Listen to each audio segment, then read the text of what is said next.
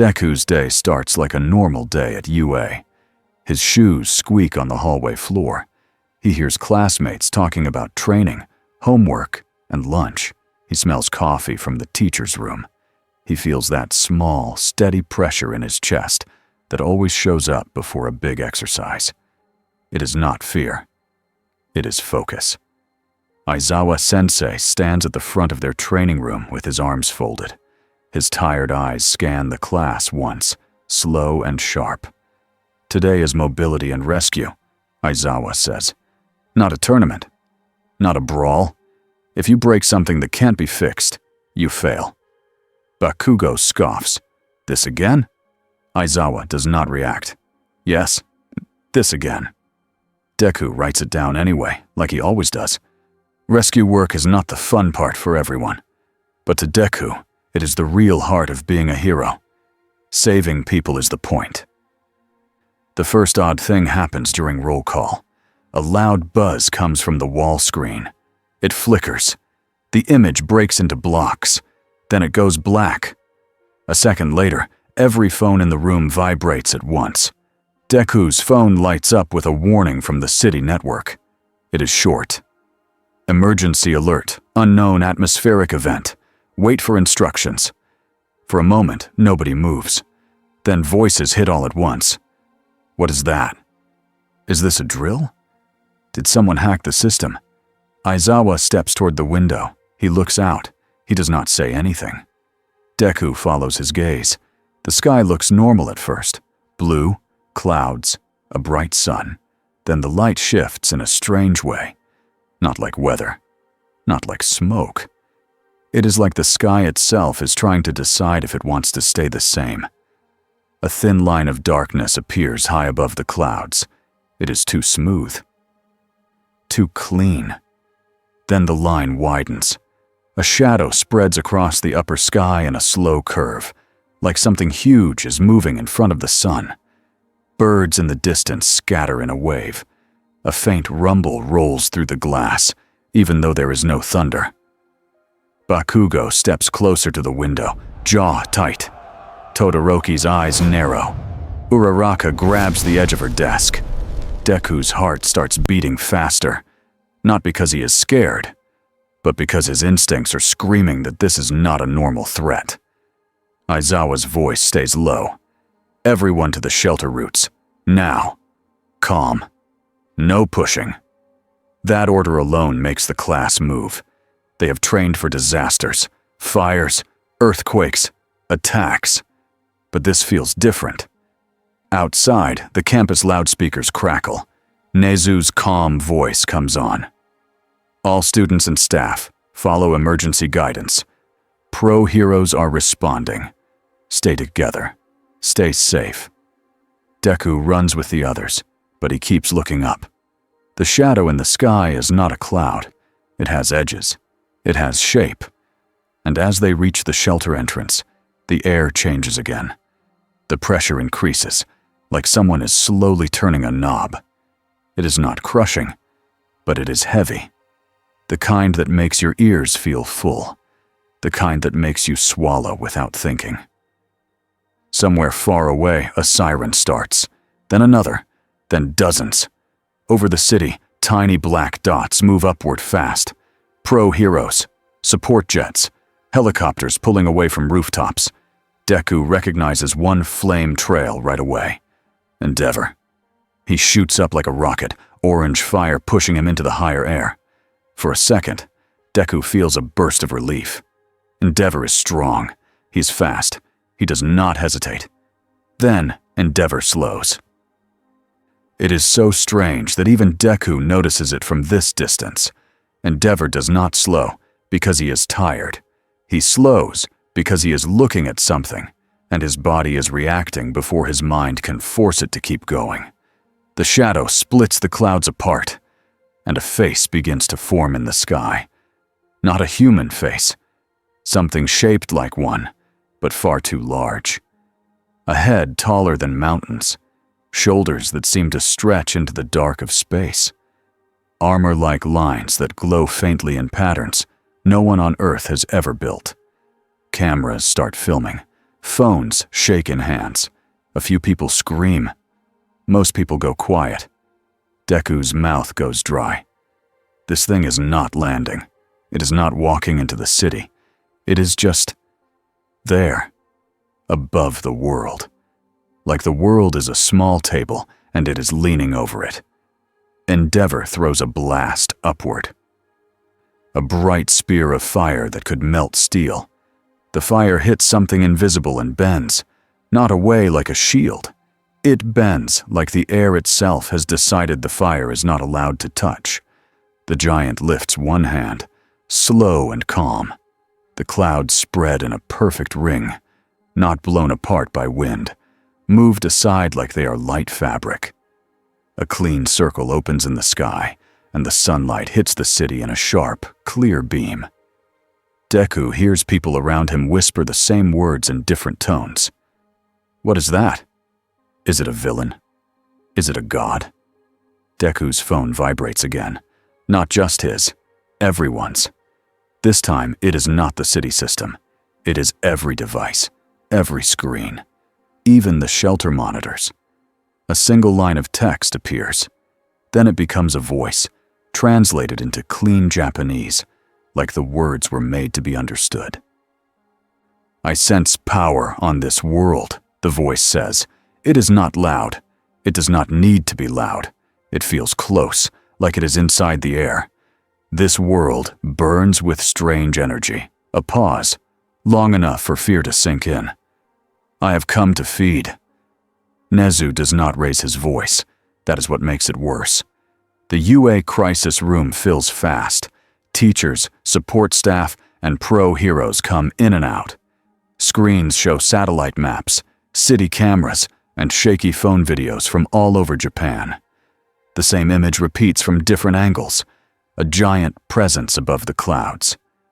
Nezu sits at the center table with a small stack of notes and a cup of tea that nobody touches. His eyes move quickly, taking in everything. It is not one location, Nezu says. It is above the atmosphere. It is global range. Treat it as global. Recovery girl walks in, face tight. Hospitals are calling. Power flickers across wards. The grid is unstable. Present Mike's voice shakes, even when he tries to keep it steady. Kids are scared. Aizawa stands near the wall, arms folded like stone. He looks like he is already thinking of worst-case plans. All Might arrives quietly, not in hero form, just a man in a suit with tired eyes and strong posture. When he steps into the room, the temperature changes. Not because of power, because of meaning. Nezu nods once at him. Toshinori. All Might returns the nod. Nezu, tell me what we know. We know very little, Nezu says. We know it can affect weather patterns without effort. We know it can block Endeavor's fire without moving. We know it can speak through our networks. All Might looks at the screen. His jaw tightens. It called itself nothing. Yes, Nezu says. No name given, just a statement of intent. The door opens again. Hawks walks in, wings tucked tight. His face is calm, but his eyes are sharp. The commission is online, Hawks says. Government too. They want UA on the main call. Nezu's ears tilt. Of course they do. A video screen lights up. A line of small windows appears. Officials, military advisors, commission staff, a few pro-heroes already on site with helmet cams. One commission voice comes through first, clipped and flat. Principal Nezu, confirm your assessment.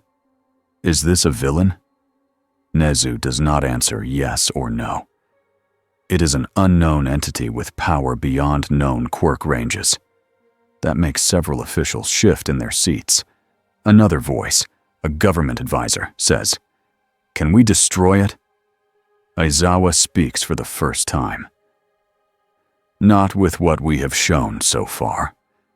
Endeavor's face appears in one window, sweat on his brow, fire still crawling along his shoulders like a warning sign.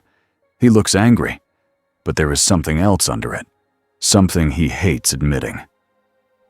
It stopped me, Endeavor says, like I hit a wall I could not see. A military advisor leans forward. What about missiles? Hawks answers before anyone else can. You shoot something like that, you better be ready for what comes after. And you better be sure it even matters. All Might watches the screens, then speaks slowly. If it can think, it can choose. If it can choose, there is a chance to talk. Even if it is small. Aizawa's eyes slide to him. Talk is not a plan. All Might meets his gaze. Talking can be part of a plan. Nezu raises one paw. The room quiets. We need objectives, Nezu says. Simple, clear. First, protect civilians. Second, gather data. Third, establish contact, not combat, unless it attacks. On another screen, city footage plays. People evacuate. Some obey, some freeze, some film. Nezu points at the screen where the giant's hand moved the clouds. It shaped weather. It did not strike. That suggests control, not panic, not rage. Hawks nod slightly. It is calm. That is not comforting. Correct, Nezu says. Calm is dangerous. Deku sits at the edge of the room because he was pulled here as a witness and a student representative for Class 1A's safety briefing. He knows he should not be in the main crisis meeting, but Nezu allowed it for one reason. Deku saw the message appear in real time, like everyone else. He saw how it reached through every device. He saw how it didn't need a loudspeaker. It used the world itself. Nezu asked him earlier, Midoriya, what did you feel? Deku could only answer honestly. It felt like it was not surprised we existed. It felt like it was checking a list. Now he listens, hands clenched. He hears officials argue about zones, shelters, and supplies. He hears the commission push for calm language. Do not say world. Say national emergency. Do not say feeding. Say resource event. Hawks rubs the back of his neck. People aren't stupid. They saw it. A commission staffer says, panic kills more than threats sometimes. Aizawa's voice stays flat. Lies also kill. Nezu taps a screen. A new chart appears. It is messy data, full of spikes and gaps. This is from UA's sensors, Nezu says, and from partner labs. There is a pattern. When the entity came close, quirk activity readings spiked across the region. Not just in combat, in daily life. It is like the presence pressures the body. Recovery Girl frowns. That could hurt people. It already is, Nezu says. In small ways now. Headaches, nosebleeds, fainting in children and older adults. It is not targeted. It is side effect. All Might's hands curl into fists. So just being here hurts them. Possibly, Nezu says. Or the early stage of whatever it is doing hurts them. Hawks leans in. We need better scans. We can't fight what we can't measure. Nezu looks toward the support wing camera feed. We are already building. Mei Hatsume bursts into the room like a storm. Principal, I heard the sky is doing illegal stuff, she shouts, eyes bright in the worst way. I want permission to install my baby on the roof. Aizawa's eye twitches. Hatsume, Mei talks right over him. It's a deep scan array. It reads energy gradients. It reads pressure fields. It reads electromagnetic flow. If this thing is using some weird force, I can at least tell you what kind. Nezu does not smile, but his eyes soften. Permission granted, with supervision, and safety limits. Mei salutes. Yes, my baby will save the day. She runs out. Deku almost laughs, but it gets stuck in his throat. Even Mei's excitement feels like a thin blanket over a cold floor. Aizawa steps closer to Nezu and speaks low, like he does not want the call to hear it. We also need contingency, if it chooses to come down. Nezu nods. Agreed. All Might looks between them. We do not sacrifice students. Aizawa answers without heat. I'm not planning to. The call shifts again. New footage appears from other countries. The same giant shadow is visible from different oceans and continents, depending on angle and cloud cover. It is like it is above everything at once, or like it is so high that above no longer works the way people think. A government voice asks, "Does anyone have any record of anything like this? Any old case?" Silence. Then an older scientist on the call clears his throat. There are legends of sky giants in folklore, but nothing like. Hawks cuts in. Folklore won't help us. Nezu makes a small motion. A new file appears on the main screen. It is a log from a space agency. Satellites failed in a wave, Nezu says. Not destroyed by impact. They shut down, like their systems were turned off. That implies fine control. It also implies awareness of our tools. All Might's voice is quiet. So it sees us. Deku feels that line hit him like a weight. It sees them. It knows what they are. On the city feeds, a rescue team pulls people from a stalled train. Another team guides children into a shelter. Police push back a crowd at a store where water is running out. And then, in a dark corner of one feed, Deku catches something else. A man in a coat, face hidden, watches the chaos. He does not look afraid. He looks interested, like he is watching a show. Deku leans forward. Nezu, pause that. Nezu flicks a control. The image stops. The man is blurry, but the posture is wrong for a normal civilian. Too calm, too patient. Aizawa steps in, eyes narrowing. That's not a random person. Hawks' wings shift. I can have agents check. Nezu nods once. Do it. All Might watches Deku, and Deku feels a strange mix of pride and fear at being seen by his mentor like this, in a room where the world might end. Nezu turns back to the call. We will establish a watch center. UA will assist with logistics and coordination. Pro-heroes will focus on rescue and observation. We will attempt controlled contact. A military advisor asks, "What does controlled contact mean?" Nezu answers simply, "It means we speak first. We do not strike first." Endeavor's window flares with heat. And if it starts feeding? Nezu meets his stare through the screen. Then we buy time. We move people. We keep the world alive long enough to find options. Hawks exhales. Options. That's a nice word. Aizawa's voice is a blade. We should also assume it can lie. All Might answers him softly.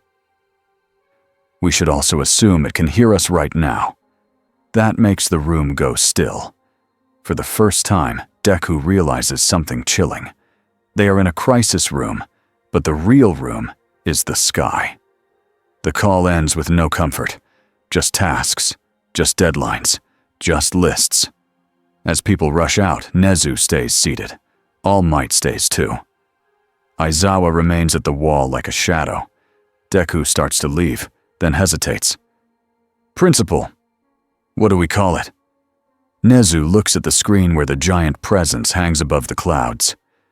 We call it the unknown, Nezu says, until it gives us a name. Aizawa adds, and even then, we don't trust the name. Deku nods, stomach tight. Outside, the loudspeakers announce new evacuation routes. Staff hand out printed forms to students with shelter numbers and meal counts. Someone argues with a teacher about whether the dorm budget allows extra bottled water. The sky does not care about their forms. The sky just waits. Endeavor hates waiting. He hates it more than pain, more than failure. Waiting feels like weakness. He hovers in the upper air with a support harness strapped over his hero suit. Tubes feed oxygen near his mask. His side team stays close, each with booster gear and safety lines. Hawks is nearby too, hovering with smooth control. Best Genist holds position with cables ready to pull people back if anything changes. Below them, Japan looks small.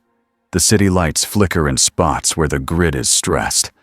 Rescue teams move like ants on the streets. Above them, the unknown giant fills the sky like a second world. Endeavor burns hotter because he refuses to look small. He opens a comm channel.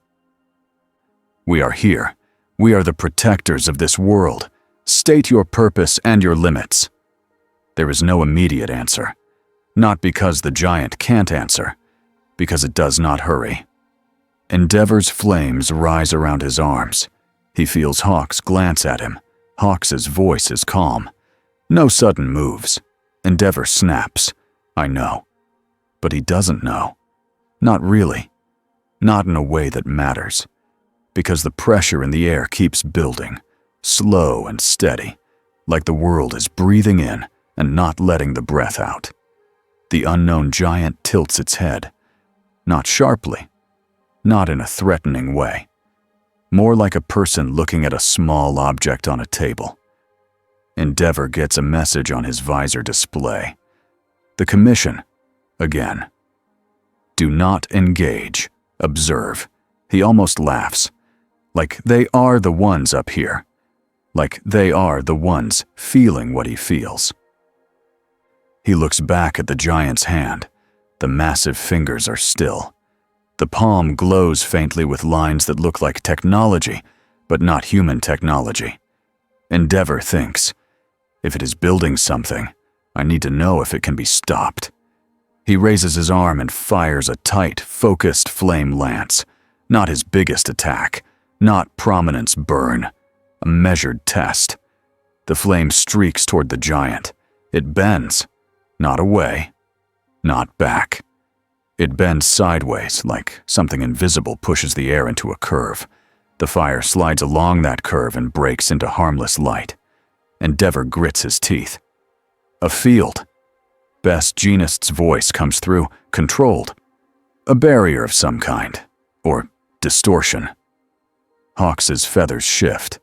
Or it's not blocking the attack, it's changing how space works around it. Endeavor does not like that answer. It sounds too big. He flies higher, pushing his boosters.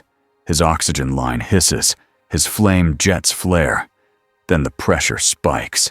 It is not pain, it is command. Endeavor's body slows against his will. His flames still burn, but his forward movement stops, like he hit thick gel. He pushes harder. His boosters whine. Nothing. He's not pinned by hands. He's pinned by an invisible rule. Hawk stops too, wings straining.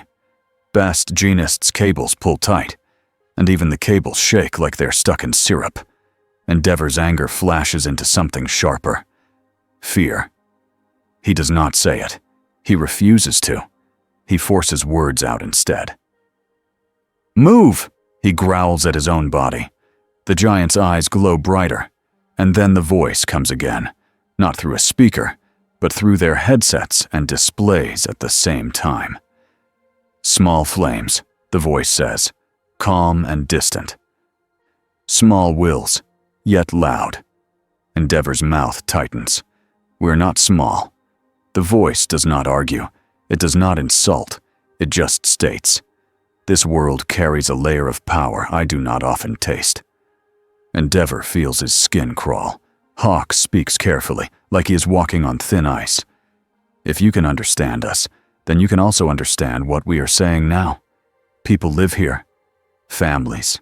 Children. Heroes. Life," the voice answers. "Yes." A pause. "Food," the voice adds.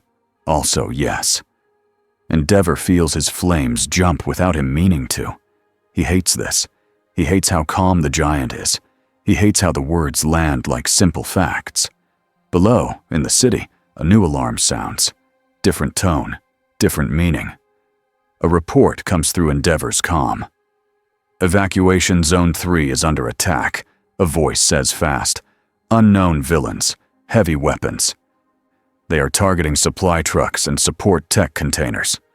Endeavor clenches his jaw. Hawks' feathers lift. "That's coordinated." Best Genist says, "They are using this crisis as cover." Endeavor's mind splits in two.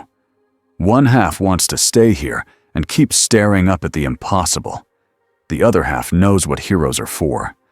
People are being attacked right now.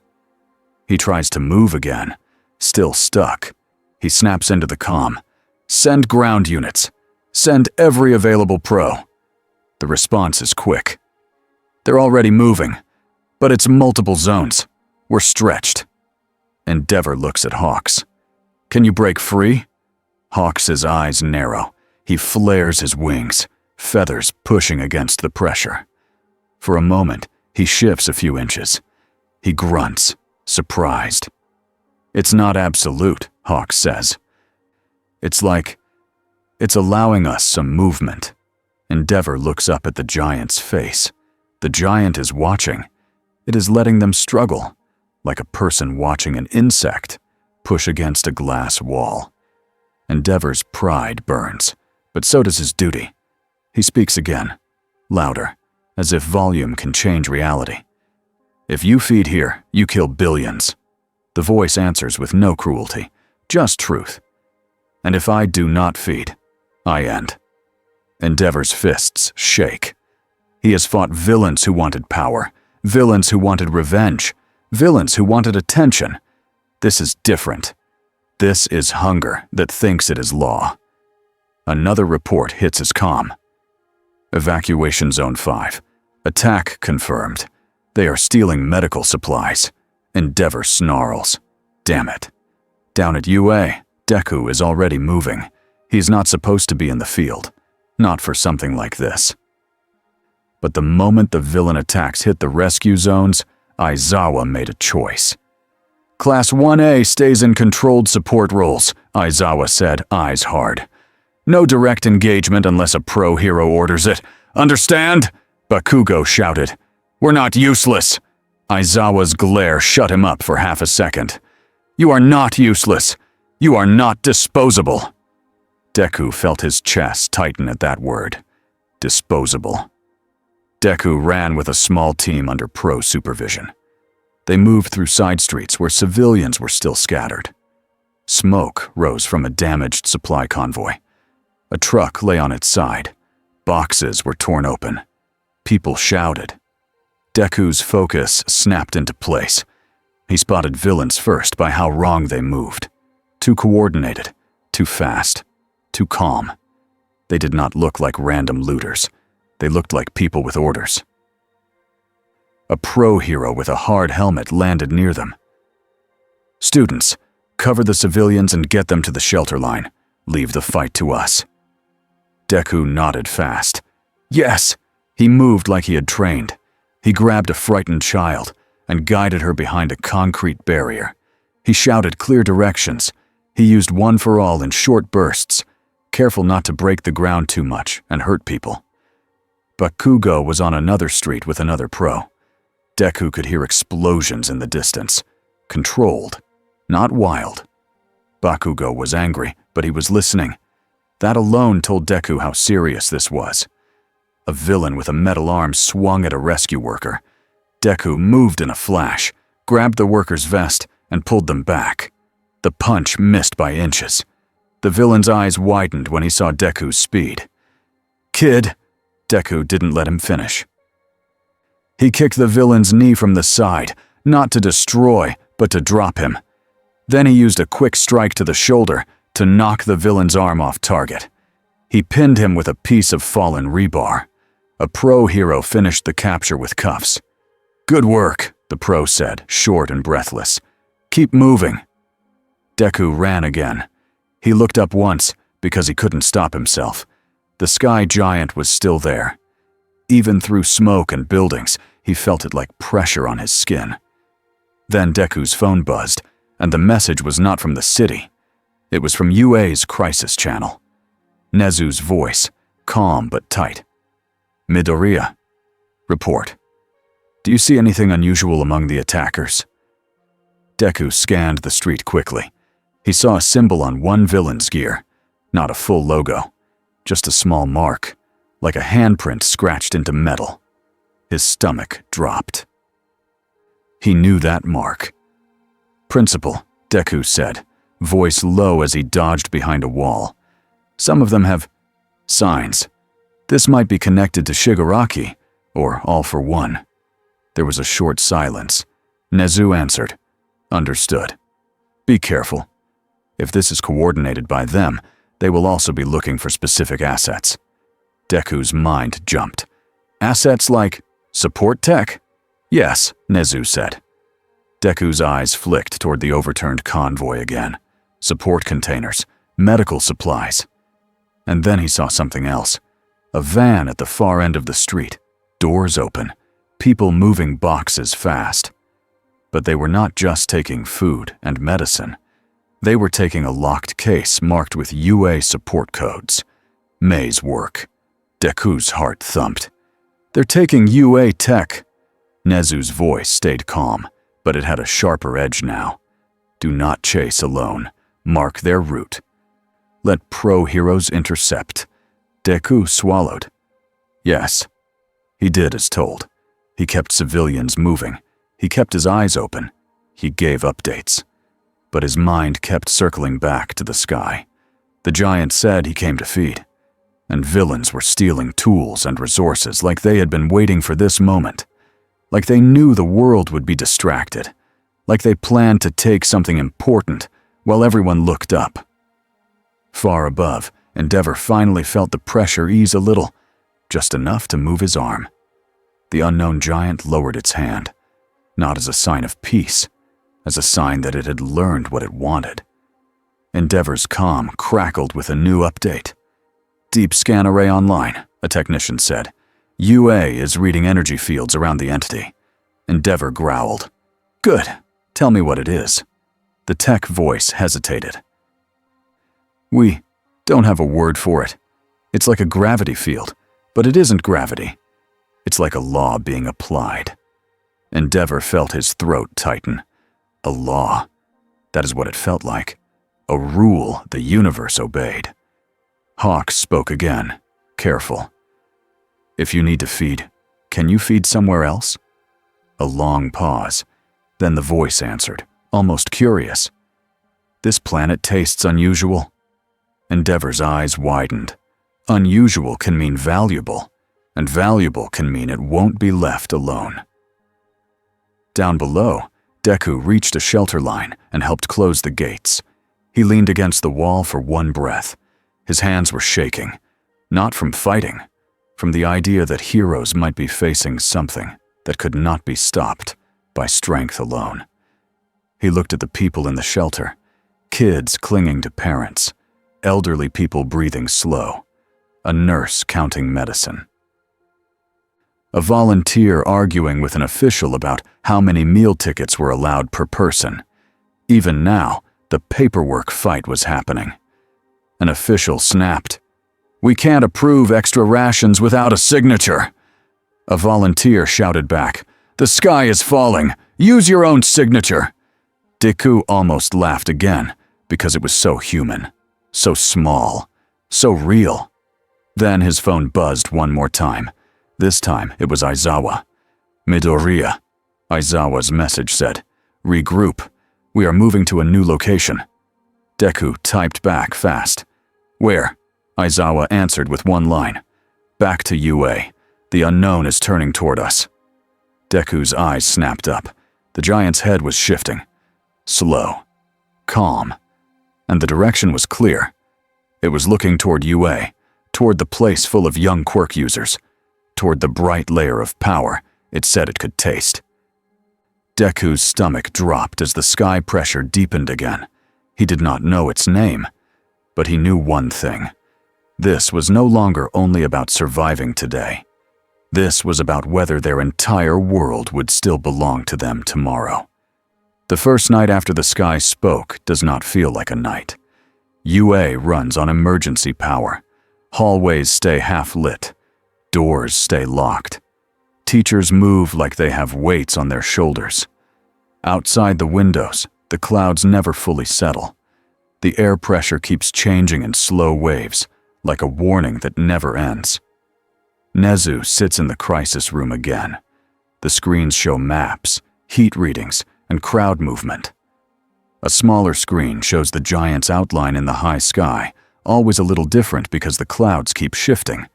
He watches a graph that should not exist. It tracks quirk activity across the country, not just fights, not just hero work, everything. Every small quirk use, every little spark. The line keeps spiking. Stress response, one scientist says. People are using quirks without thinking. They don't even notice. Nezu nods. Fear makes hands shake. Fear also makes power leak. A second scientist looks pale. If this continues for days, we will have injuries, heart strain, exhaustion. People will collapse. Then we reduce panic, Nezu says. He taps a button. A live call fills the main screen again. The Hero Public Safety Commission appears in one window. Government advisors appear in another. A few pro-heroes join from the field. Hawks' face is on the call too. He looks tired in a way he never shows on TV. A commission official speaks first. Principal Nezu, we need UA. To support public messaging, we need you to confirm control. Nezu keeps his voice gentle. We cannot confirm control. We can confirm effort. The official tightens their jaw. That is not good enough. Nezu tilts his head. Truth is sometimes not good enough, but it is still truth. The official's eyes flick to the side, as if someone is whispering instructions. Then adjust your language. People are already flooding stores. They are fighting over water and batteries. Hospitals are overwhelmed. Izawa stands behind Nezu, silent, arms folded. His eyes are open wider than usual. That alone shows his tension. Hawks speaks, careful. If we lie too hard, it will break later. And if it breaks later, it breaks worse. A government advisor snaps. If we don't calm them now, we don't have a later. Nezu raises one paw. We will not promise safety we cannot deliver. We can promise action. We can promise rescue. We can promise order. Another advisor leans in. Order requires rules. Rules require authority. Who has authority to declare a global evacuation? Nezu watches three people start speaking at once. He hears words like international law, emergency statute, and chain of command. He also hears the smaller sounds in the room. A clerk arguing with a logistics worker about printer paper. A teacher asking if the dorm kitchens have enough rice. The world might end, and someone still needs to sign a form. Nezu lets the argument run for 10 seconds. Then he cuts in. While you debate authority, he says, people are moving without you. Heroes are working without you. Teachers are protecting children without you. The advisor stiffens. Are you criticizing the government, Principal? Nezu smiles politely. I am describing reality. All Might's window appears. He is at UA now, sitting near Recovery Girl and a small team of teachers. He speaks with calm weight. We will not turn fear into cruelty, All Might says. Do not ask heroes to pick who deserves to live. The call goes quiet. A commission official clears their throat. No one is asking that. Aizawa's voice is flat. You're thinking it. Hawks' eyes narrow. He looks like he wants to say more, but he stays quiet. He knows how these rooms work. The government advisor changes direction fast. We need data. What is the entity doing now? Nezu taps the scan screen. It is staying above the atmosphere. It is moving slightly. It is focusing more often toward Japan. Endeavor's window flares into view again. He is still in the upper air with support gear. Fire crawls on his shoulders, but his face is tight. It's watching, Endeavor says. It is not attacking. It's measuring. A scientist on the call whispers, like a doctor. Aizawa turns his head sharply. Don't humanize it. Nezu nods. Correct. Don't assume intent we understand. He looks at the energy graphs again. but we can still observe patterns. The deep scan array on UA's roof feeds new data every minute now. May's baby hums loudly on the roof and scares half the staff, but it works. One reading stands out. The giant's presence interacts with quirk energy, like quirk energy is a layer around the planet, like heat rising from a fire. The scientist points. The field responds more when there are concentrated quirk users. Nezu's eyes drift to the UA dorm map. Students. Hundreds of them. Strong students, too. He does not say it out loud right away. He lets his mind work. He hates panic. He hates rushing. But the truth sits in his chest like a stone. UA is bright on the giant's taste. Aizawa says, "We moved the students." A government advisor snaps, "To where?" Aizawa doesn't blink. Away from being a beacon. The advisor argues back. Moving that many is a risk. Roads are clogged. Public shelters are full. Hawk speaks, voice tight. "We're already seeing villains hit convoys. Moving students is a flashing sign." Nezu taps the table. "Then we do controlled relocation. Small groups, quiet routes, shielded transport." The commission official leans forward. "And who signs off on that?" UA is under national protection protocols. This is not a normal school trip. Aizawa's eye twitches. Nezu keeps his smile. "Send me the forms." The official blinks. "Excuse me?" Nezu's smile grows. "Send me every form you have. I will sign what I can.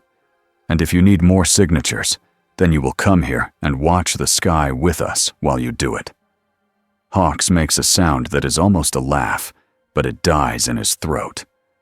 All Might watches Nezu with quiet approval. The call shifts to another urgent topic. A government advisor says, "There is also the child." A heavy silence falls. Nezu's eyes narrow a fraction. "Which child?" The advisor holds his gaze, too direct. "The one with the reversal quirk, Eerie." Aizawa's posture changes. His shoulders tighten. Recovery Girl's lips press into a thin line. The advisor continues. "If this entity feeds on quirk energy, then a quirk that rewinds could be a factor. A bargaining chip." All Might's voice turns hard. "No." The advisor tries to stay calm. "We're discussing options." Aizawa's voice is colder than usual. "You're discussing using a child." The advisor spreads his hands. "We're discussing saving a nation." Nezu cuts in, polite and sharp. "Eerie is under UA protection. That is final." A commission official speaks carefully. "Principal Nezu, if the world is at stake, every asset must be considered." Aizawa's eyes go flat. "Call her an asset again." Hawk's wings shift in his window. "Stop! Don't do this on a live call." Nezu takes a slow breath. "If you push this issue, you will fracture trust at the worst time. Heroes will not follow leaders who threaten children." The advisor scoffs. "Trust doesn't stop a world eater." Nezu looks at the sky feed. The giant silhouette is calm, patient. Then Nezu looks back at the call. "No, but trust keeps people from tearing each other apart while we search for solutions." The advisor mutters. "Solutions? Like what? Talking?" All Might answers before Nezu can. "Yes, talking is still a tool." The advisor shakes his head. "This is naive." All Might's eyes narrow. And sacrificing children is not naive. It is cowardice dressed as logic. The call ends soon after. Not because anything is solved, but because people run out of safe words. When the screens go dark, the room stays tense. Nezu stands up and pads toward the window. He looks at the UA grounds below. Students are inside, but he can imagine them. He can imagine Bakugo pacing like a caged animal.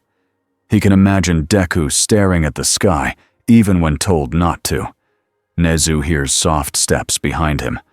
Hawks enters the room in person. Wings tucked tight. He shuts the door. Nezu, Hawks says, low. They're scared.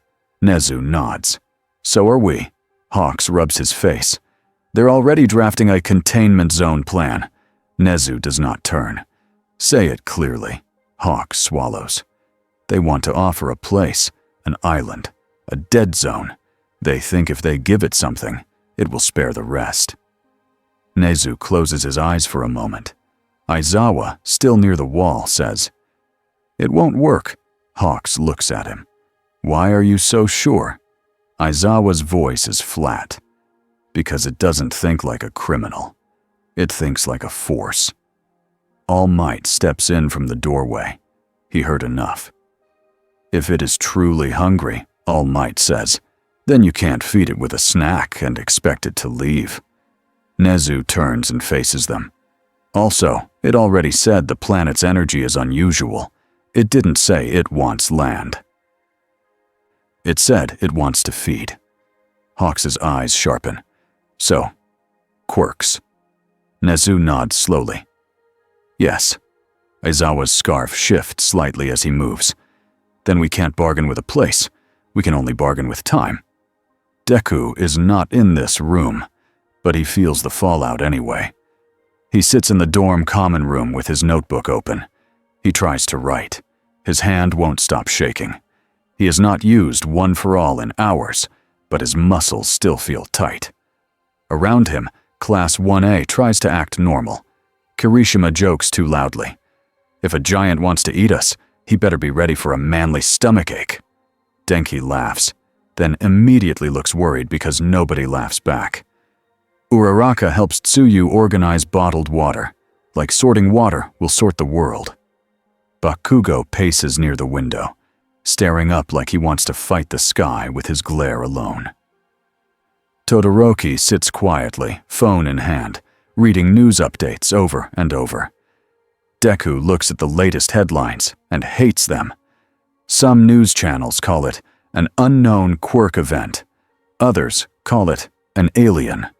A few call it divine punishment. The commission pushes calm words. The internet pushes fear. Outside, the school staff posts new rules on the doors. Shelter-eyed required meal count forms due by 6 p.m. Do not exit dorm without escort. Bakugo points at the meal form and snarls. They want us to fill this out right now? Kaminari raises a hand weakly. We do still have to eat? Bakugo whips his head. Shut up. Deku almost smiles, and then the smile dies. He remembers the voice. I have come to feed. His brain runs through plans the way it always does. Punching will not work. Even Endeavor couldn't touch it. Talking might not work either. But talking could buy time. Time could save people. A knock hits the dorm door. A teacher opens it. Aizawa steps in, face tired and hard. Class 1A goes quiet fast. Aizawa looks at them like a wall looks at a storm. Listen, Aizawa says. You do not go outside alone. You do not chase anything. You do not try to prove yourself. Bakugo opens his mouth. Aizawa's stare shuts it again. Aizawa continues. We are moving students in small groups tomorrow morning. Quietly. Uraraka's eyes widen. Moving where? Aizawa doesn't answer with details. Somewhere less obvious. Deku's stomach tightens. Sensei, is it looking at UA? Aizawa pauses just long enough to confirm the fear. Yes. A murmur ripples through the room. Kirishima swallows. So, it wants us. Aizawa's voice stays flat. We don't know what it wants. But we know it notices concentrated quirk users. Bakugo's hands spark. Let it notice me. Aizawa steps closer. You'll die. The word lands like a slap. Bakugo's eyes flare, but he doesn't argue. Not because he agrees, because he knows Aizawa is not using fear. He is using truth. Deku feels cold. He thinks about Eri. He thinks about the government voice calling her an asset. He stands up before he can stop himself. "Sensei, they can't use her. We can't let them." Aizawa looks at him for a long moment. Then he nods once. "I know," Aizawa says, "and we won't." That night, far from UA, another room holds another kind of calm. All for One sits in a dark space with soft lights. He listens to reports from his people. He hears about the sky. He hears about panic. He hears about the commission, and he smiles under his mask. "A new god arrives," he says softly. A follower asks, nervous, "Master, is this bad for our plans?" All for One's smile deepens. It depends on how hungry the god is, and how smart. He taps a screen that shows stolen UA support tech being carried into a hidden lab. Maze casing, UA sensor parts, data chips. All for One's voice stays gentle. Heroes stare upward. Governments argue over forms. Meanwhile, we take what matters. The follower hesitates. What matters? All for One's mask tilts slightly, like he is looking at something far away. The one who can bend time, he says. The one who can rewrite mistakes. The follower stiffens. Airy. All for One's tone is almost warm. A child with a power that does not belong in a small world. He leans back. And then, he adds, there is the sky giant itself. If it truly feeds on power, then it will respect power. He pauses. And if it respects power, it may accept a servant. A second voice speaks from the shadows, a rough voice full of anger and itch. Tamura Shigaraki. I don't want to serve anything, Shigaraki growls. I want to destroy it. All for One's smile does not change. And I want you to live long enough to destroy what you want. Shigaraki scratches his neck hard. It makes me feel small. All for One's voice stays calm. Good. Let that feeling teach you patience. Shigaraki's breathing grows louder. You're enjoying this. All for One chuckles. I am enjoying the opportunity. He looks at the sky on a screen. The giant does not move much, but it does something new. A thin, narrow beam of light drops from the upper air. It does not strike the ground like a weapon. It sweeps slowly across the city like a scanner. It passes over streets, buildings, shelters. When it passes over a cluster of quirk users, the beam brightens for a second. All for One's smile fades into something sharper. It is searching, he whispers. Shigaraki's voice turns low. For what? All for One answers, almost reverent. For a choice. Back at UA, Nezu watches the same beam on the sky feed. The deep scan array screams with new readings. Staff shout numbers. Someone drops a clipboard. A teacher curses under their breath. Nezu stays calm, but his heart is not calm. The beam pauses over UA. For one long second, the air pressure increases so hard that students in the dorms gasp. Lights flicker, screens glitch. Deku grips the edge of a table, eyes wide. Bakugo's sparks die mid-air like the air swallowed them. Todoroki's breath catches. Then the pressure eases. The beam moves on. Nezu speaks quietly, mostly to himself. It is not choosing a place, Nezu says. It is choosing a person. Above the clouds, the giant turns its head slightly. And for the first time, it does not feel like it is measuring Earth. It feels like it is looking for someone to carry its will. Morning does not bring calm. It brings new rules. Buses line up inside UA's secure zone. Staff check lists. Students hold bags. Teachers count heads again and again. A clerk runs up to Nezu with a stack of papers so thick it looks absurd.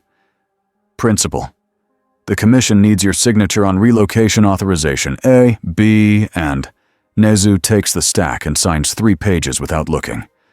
Give them to the commission. Tell them if they need more signatures. They can send more trees. The clerk blinks, confused. Nezu adds, "We are also out of ink." The clerk runs away. Hawks watches this with a tired half-smile. If the world ends, it'll be because we ran out of printer ink. Nezu looks up at the sky. No, if the world ends, it will be because we were slow. Aizawa stands near the buses, scarf ready, eyes scanning every student like he is memorizing their faces.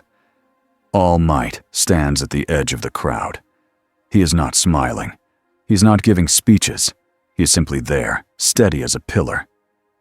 Deku steps onto a bus with a small group. Uraraka sits near the aisle. Ida checks seatbelts like it is his life's mission. Todoroki sits quietly, eyes on the window. Bakugo is on another bus.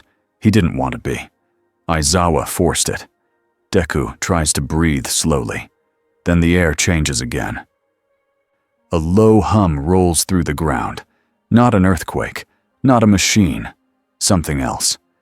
The bus windows vibrate. Outside, people look up. A bright ring forms in the sky above UA.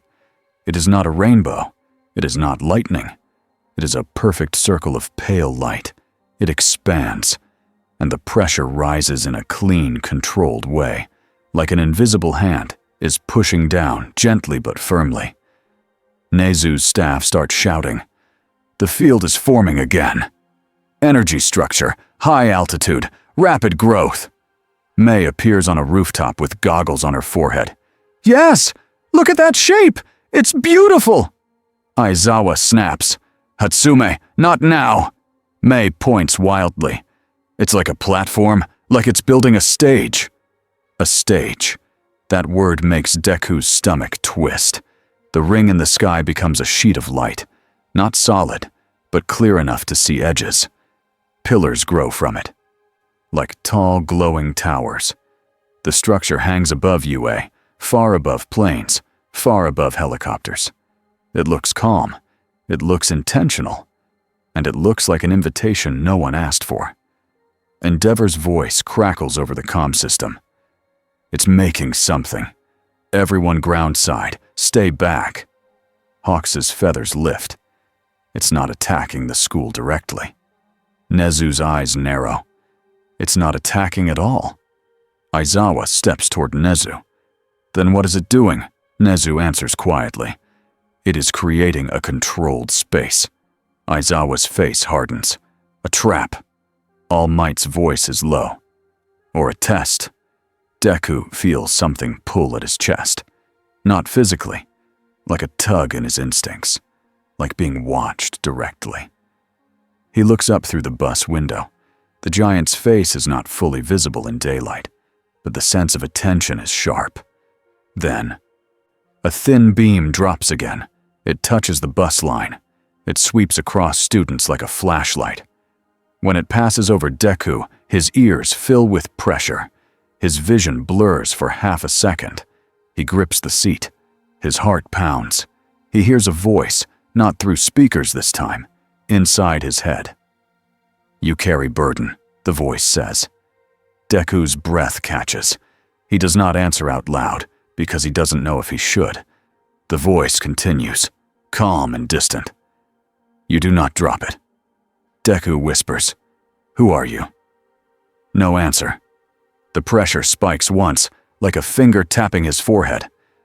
Then the bus lights flicker, and the air inside becomes colder.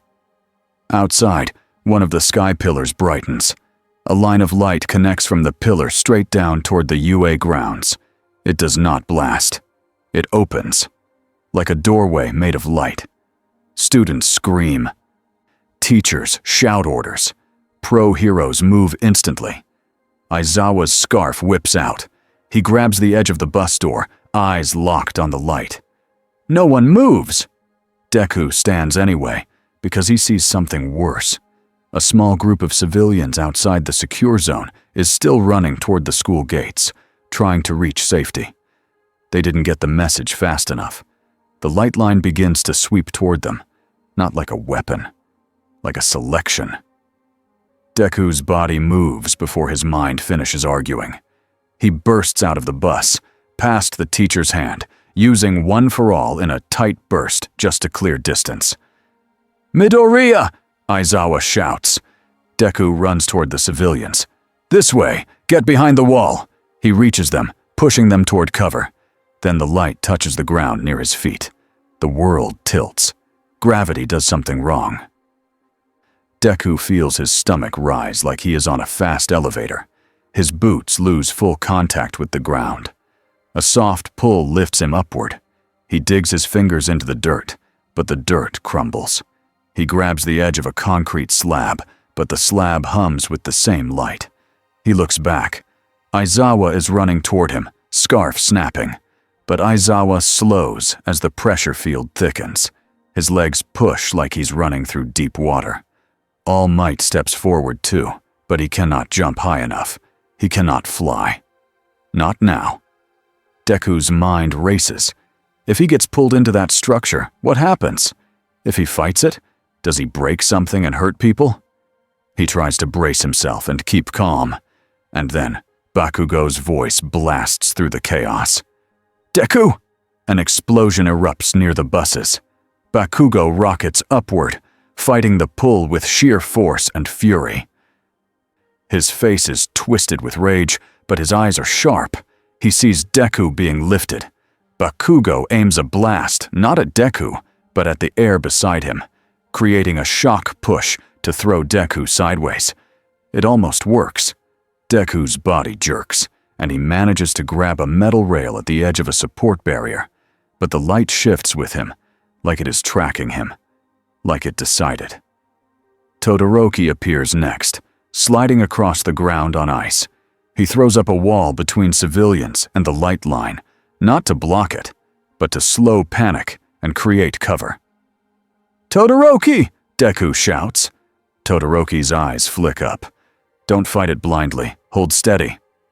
Hold steady is hard advice when the sky is pulling you like a hook. Bakugo's explosions get louder. He tries to blast the light itself. The blasts vanish into it like sparks into fog. Bakugo snarls. "It's not even reacting." The pull increases. Deku's fingers slip on the rail, then the world snaps. One moment, Deku sees UA grounds below. The next, he is standing on a wide surface of pale light. It feels solid under his boots. It does not burn. It does not freeze. It simply exists, steady as stone. The sky above is not Earth's sky. It is a clean, bright space with no sun and no clouds. Light comes from nowhere and everywhere. Deku turns fast, heart hammering. Bakugo slams onto the platform a second later, landing in a crouch, breathing hard, sparks popping off his palms. "Of course I'm here," Bakugo snaps, even though nobody asked. Todoroki appears next, feet sliding slightly as he stabilizes his balance. He looks around, eyes narrowed, calm in a way that makes Deku feel steadier. "Where are we?" Deku whispers. Bakugo points outward. In the sky, in a stupid alien. He stops, because something moves at the edge of their vision. A shape forms in the bright air above them. Not the full giant, not the full face. A projection, a presence. It looks like a tall figure made of light and shadow, shaped like armor, with lines that glow softly. It doesn't walk toward them like a person. It simply appears closer, as if distance is a choice here. Deku's throat tightens. He forces himself to speak. "Are you doing this to hurt people?" Deku asks. The presence answers without anger. "This is a selection." Bakugo's hands flare. "Selection for what? If you want to fight, I'll—" "You are loud," the presence says, calm. Bakugo's eyes widen with rage. "What did you say?" Todoroki steps half a pace forward, voice controlled. "If this is a test, explain the rules." The presence pauses, like it is deciding how much to give them. "You are many," it says. "Your world shines with strange power. I require a will that can carry my command." Deku's stomach drops. A will that can carry command. A servant. A herald. Deku swallows. You want someone to work for you? The presence answers like it is stating a law. I want an instrument. Bakugo spits. Pick someone else. Todoroki's eyes stay narrow. If you take someone, the world will resist. The presence does not deny it. Resistance is expected, it says. Deku feels fear, but he also feels something else. A strange clarity. This being does not care about their feelings, but it does recognize choices. It recognizes will. That means one thing. This is not just power. It is values. Deku takes a slow breath. If you need to feed, can you feed without killing everyone?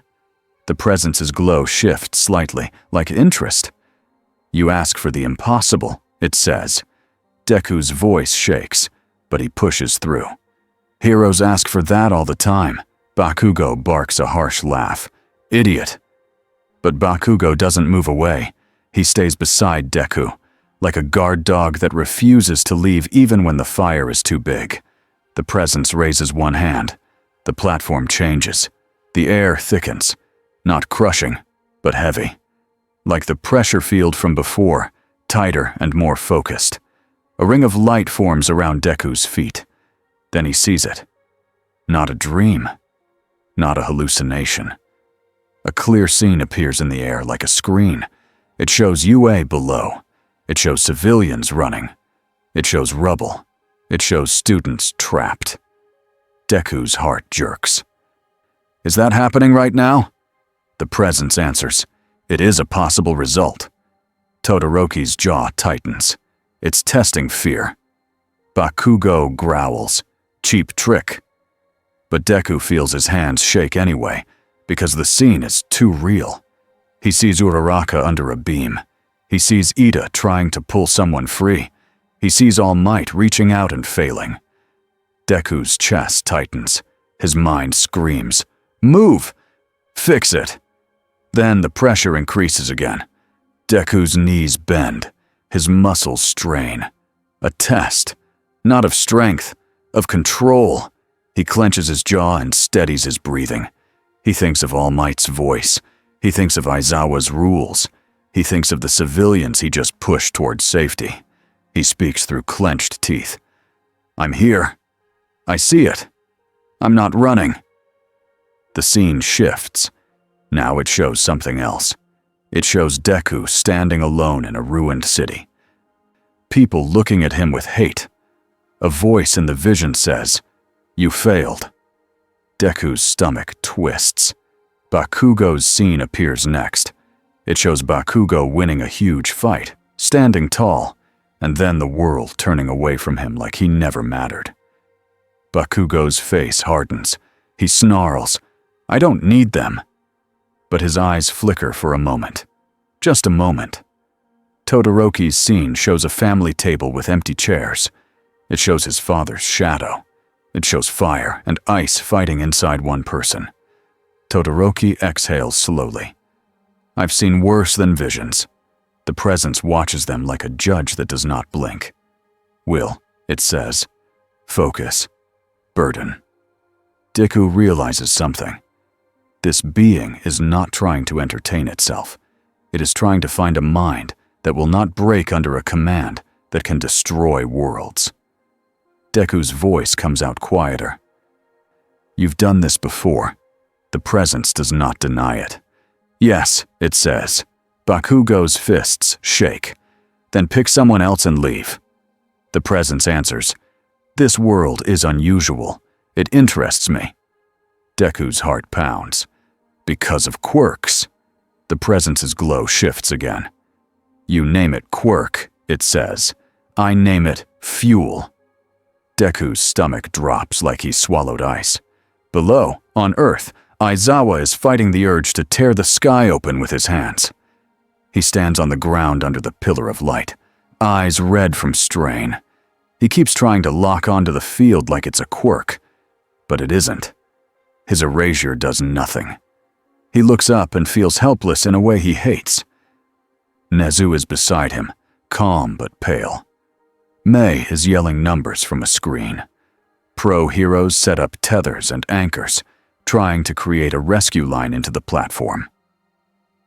Endeavor hovers higher, still blocked by the invisible rule that decides how close he can get. "This is a damn cage," Endeavor growls. Hawks' feathers fly upward in a testing wave. They hit an unseen boundary and stop. "Not a cage," Hawk says, voice tight. "A controlled room." Aizawa's voice is a razor. "For my students."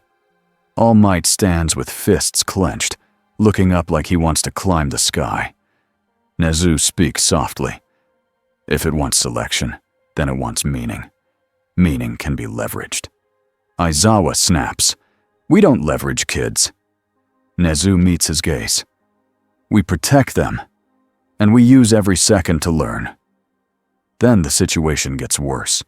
A dark ripple opens in the air at the edge of UA's security perimeter. Not the sky pillar, something else. A warp gate. Kurogiri's mist curls outward, and villains step through. Not a full army. A small, sharp team. They move with purpose.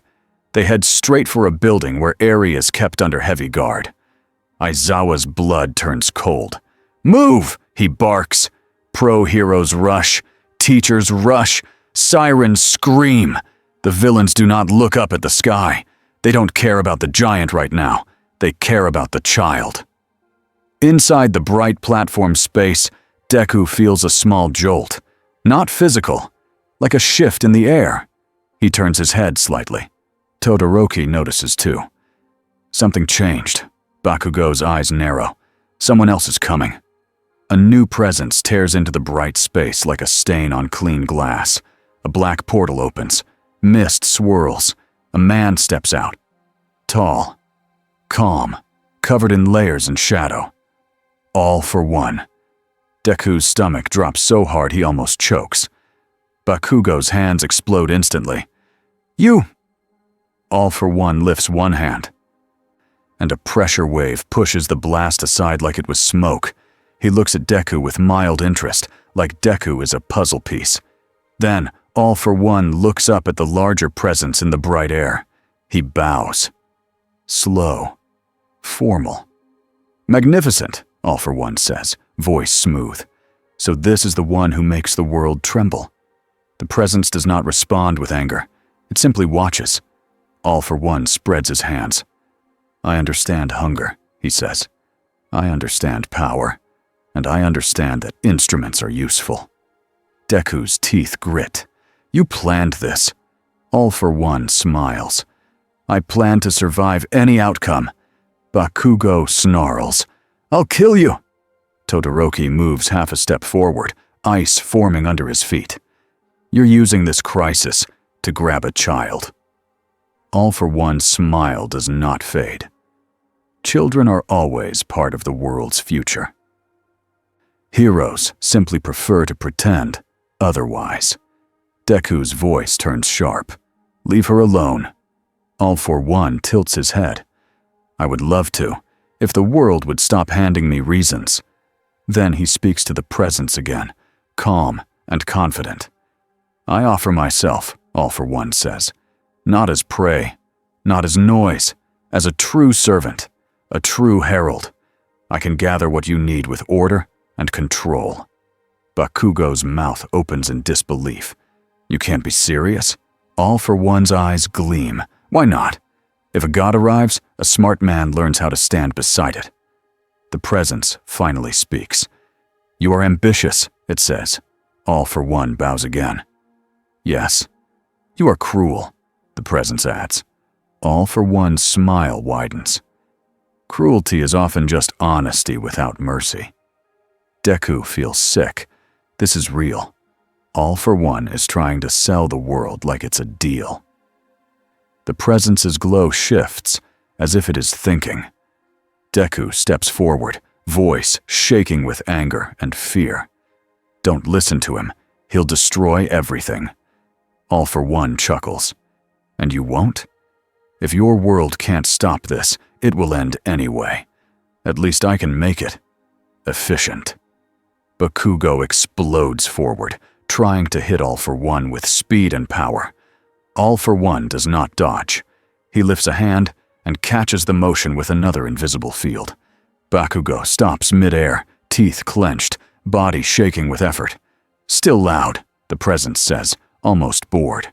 Bakugo's eyes burn. "Let me go." Todoroki throws ice to pin All for One's legs, then follows with fire to force distance. The attacks hit a barrier and bend away, just like Endeavor's fire did in the sky. Deku realizes, fast, that the bright space obeys the larger presence's rules first. All for One is not fully in control here. But he doesn't need full control. He needs attention. He looks at Deku and speaks in a softer voice, almost friendly. "Midoriya," he says, "do you know what you are standing inside?" Deku's skin crawls. "A trap," All for One smiles. "A throne room." Deku's fists shake. "Shut up." All for One looks back up. "Choose me," he says to the presence, "and I will give you what you require. Without chaos, without resistance, that matters." Deku's heart pounds. He forces himself to speak, even though his voice is small in this huge space. "If you need someone," Deku says, "pick me." Bakugo's head snaps toward him. "What?" Todoroki's eyes widen slightly. "Midoriya." Deku keeps going, because he knows what All for One is. He knows what he would do with cosmic backing. "If you pick him," Deku says to the presence, "you won't just feed. You'll create a monster that never stops." All for One laughs softly. Flattering. Deku's voice shakes, but he does not stop. "I won't help you hurt people. But I will talk. I will listen. I will try to find another way. If you want a mind that carries burden, I've carried it. I still carry it." The presence goes silent. Then the pressure shifts again. Not a crush, a focus. Deku feels like the entire space has turned its attention on his words. "You would refuse my command," the presence says. Deku swallows. "Yes." A long pause. "Then you are imperfect," it says. Deku nods, breathing hard. "I'm human." All for One clicks his tongue. "And that is why he is useless to you." Bakugo fights the invisible hold with pure anger. "He's not useless." Todoroki's voice is steady. "You're scared of him, All for One." All for One's smile fades for one heartbeat, then returns. "I am careful." Below, on Earth, a new report hits Nezu's screen. "Villains breach the perimeter," a guard shouts. "They are heading to the Eerie Wing." Aizawa moves like a bullet. His scarf whips out, and he sprints, not thinking about the sky anymore, not thinking about the platform, thinking only about the child. All Might runs too, lungs burning, rage in his chest like fire. Hawks launches into the air to track movement. Endeavor tries to dive, then hits the pressure wall again and snarls in frustration. On the ground, the fight becomes close and ugly. Aizawa catches a villain with a scarf pull, slams them down, and pins them with a knee. A second villain tries to fire a quirk blast. Aizawa's eyes lock on them. The quirk cuts out. The blast dies. "Not here," Aizawa growls. The villain stumbles, shocked, and a pro-hero cuffs them fast. But the warp gate is still open. Mist keeps swirling. More figures can come. Nezu watches the battle and the sky feed at the same time. His mind feels split in half. Then Mei shouts from the roof, "Principal! The platform energy is syncing with the warp signal! Someone forced a connection!" Nezu's eyes widen. "All for One." Aizawa's voice crackles through comms. "Nezu, are the kids?" Nezu answers fast. "They are in the platform, and All for One is there too." Aizawa's breath catches, rage sharp. "I'm going up." Nezu's voice is firm. "You can't. Your erasure doesn't touch it." Aizawa spits. "Then what do we do?" Nezu stares at Mei's data. "We anchor them. We create a tether. A line. Something the platform allows! May yells, I can do that. I have a gravity line prototype. It was for moving heavy machines, but Nezu snaps. Use it. The roof erupts into activity. Paperwork forms scatter in the wind and slap against people's legs. Someone trips over a box labeled emergency meal tickets. A clerk screams, Don't lose those. Nezu does not look away from the sky feed. Inside the platform space, All for One's patience wears thin. He lifts a hand, and black energy curls around his fingers. Multiple quirks stacking. Pressure, force, decay-like effects, stolen tricks. He aims not at Deku. He aims at the platform itself, like he wants to prove he can harm the rules. The blast hits the air and vanishes into nothing. The presence does not flinch. All for One's smile tightens. Interesting. You are still small, the presence says. All for One's voice turns sharper. Small men have toppled kings. The presence answers, calm. Kings are small. That line lands hard. All for One goes quiet for a moment. Then he speaks in a new tone. Not loud, not angry. Serious. Then let me be the knife you use, he says. Let me cut away resistance. Let me harvest what you require. Deku steps forward again, voice low. No. Bakugo finally breaks part of the invisible hold with a massive explosion, muscles screaming. He lands beside Deku, shoulders heaving. You're not getting him, Bakugo snarls at All for One. And you're not getting that kid.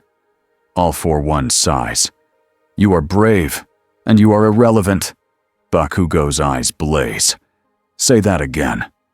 Todoroki shifts his stance, ice spreading under his feet like a shield. We're not here to win. We're here to stop you. All for One's eyes flick to the presence. You see? Chaos, noise, endless resistance. Choose me, and you get peace. Deku realizes the trick.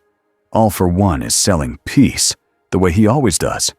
Peace through control. Peace through fear. The presence's glow shifts slightly. Then it speaks, not to All for One, but to Deku. You would carry burden without obedience, it says. Deku's throat tightens. I would carry it with choice. A pause. Then the offer comes, simple and terrifying. Carry my power, the presence says. Become my instrument. Save this world by serving a larger law. Deku's breath stops. He feels the weight of it, not like a fantasy, like a chain being placed on a wrist. If he says yes, he might save everyone today, but he will become something else tomorrow. He thinks of All Might. He thinks of his mom. He thinks of his classmates.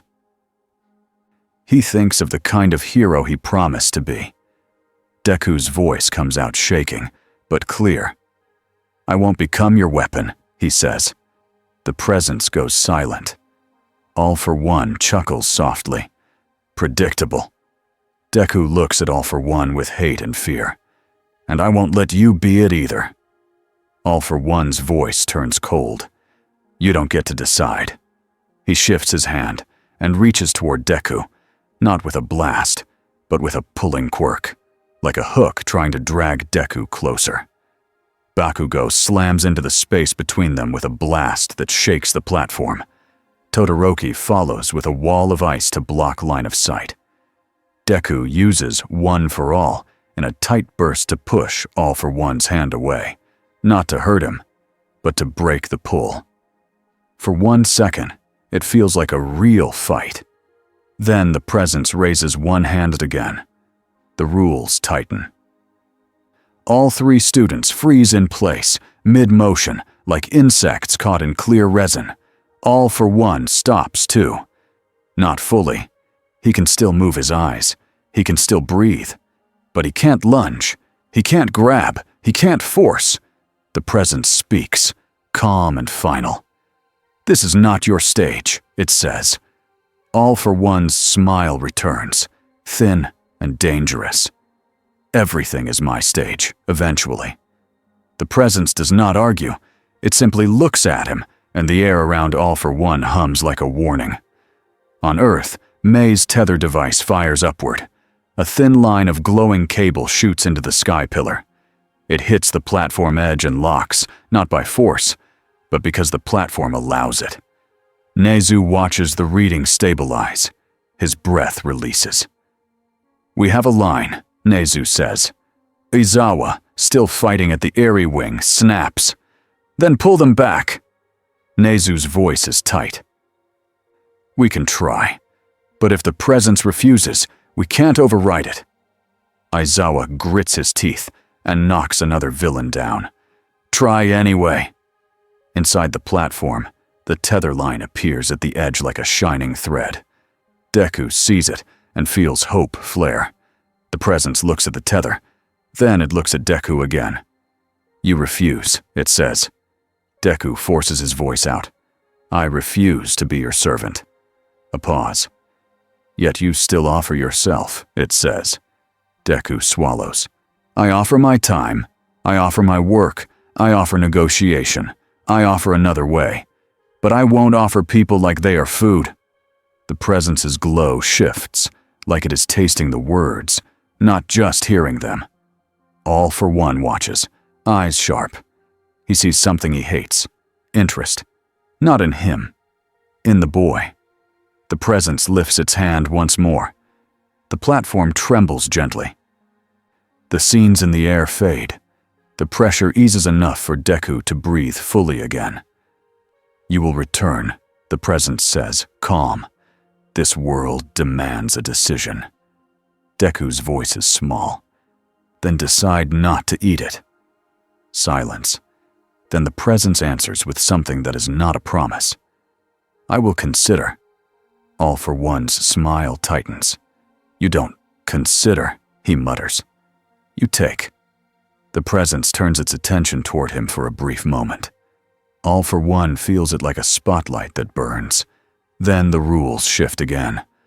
All for One's body is pushed backward, not violently, but absolutely, like being moved by a hand that cannot be resisted. He stumbles toward the edge of the platform where the warp tear flickers. He tries to anchor himself with force. It doesn't matter.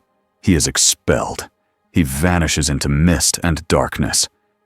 Thrown out of the bright space like dirt flicked off a clean floor. Bakugo exhales hard, stunned. It kicked him out. Todoroki's eyes stay sharp. It can choose who stays. Deku watches the edge, heart pounding. If it can do that to All for One, it can do that to anyone. The tether line tugs gently, like a rescue rope. Deku looks up at the presence one last time. "What do we call you?" Deku asks, voice hoarse. The presence pauses, like the question is almost amusing.